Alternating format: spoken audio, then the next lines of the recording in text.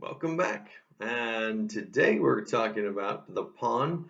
I hope you've enjoyed some of the chess videos that I've given to you. Hopefully they've been helpful so far. I know it's just a beginner video, but you got to start somewhere. So here we go. We're talking about the pawn today, and the pawn is probably one of the most underrated pieces.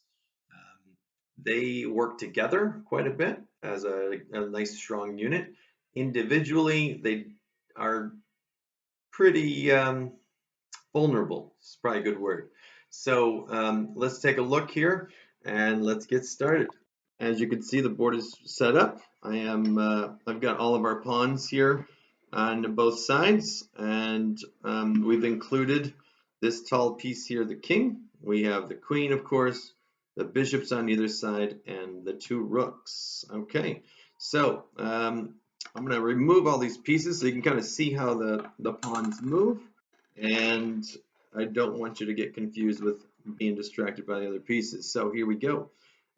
So they start on the seventh file, or the seventh rank and the second rank for either one. And as you kind of look there, I kind of want you to take a good gander at what you see here. At the very beginning of the game, the pawn is able to move up to 2 squares forward. Okay, um, so this pawn could move here 2 squares forward.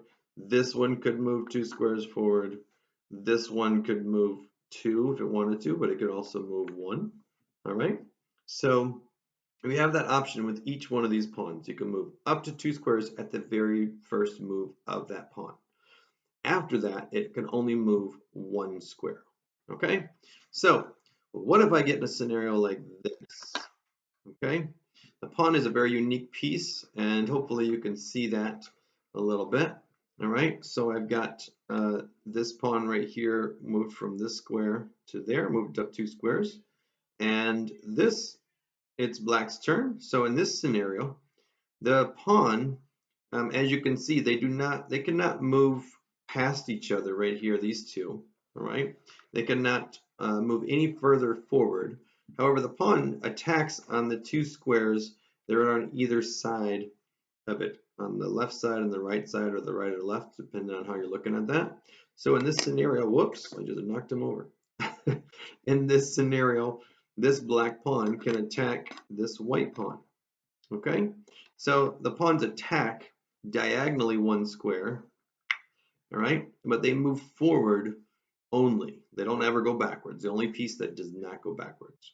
Okay, so now if it's white's turn, all right, I can attack here again, but guess what?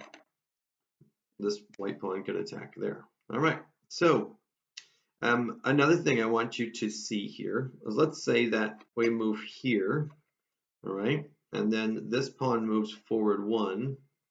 Okay, you don't have to attack in that scenario. I can move past, but we're going to show you something pretty interesting. It's a special move from, I can move this pawn up to 2 squares. Okay, now what might be kind of difficult to see, let's try that again. If we move up to here, we've kind of moved past this opportunity for that white pawn to attack. So in this scenario, in this situation right now, not later, I can't move another piece and then come back to this, but right now this white pawn has a choice, pretty important choice. If he decides, he could move forward, or he could move here, capturing this piece. It's a special move called En Passant. It's French for kind of as you're passing by. The idea is this, that in a normal scenario, if I moved here, this pawn moved here, this white pawn could now attack that piece. But this pawn tried sneaking by. So on the very next turn, this white pawn can move here and capture that piece in that scenario. Now that only works for pawns, and that's the only time that you would be able to do that, is when pawn is trying to pass another pawn from the very beginning of that starting scenario. Okay, now the pawns are worth 1 point, just so you remember. And the last thing I need to show you real quick is that pawns work together as a unit. Okay, they're very strong. All right, so in this scenario, let me turn it around. This pawn is protecting this pawn, and this pawn is protecting that pawn because they're attacking, so to speak, or supporting.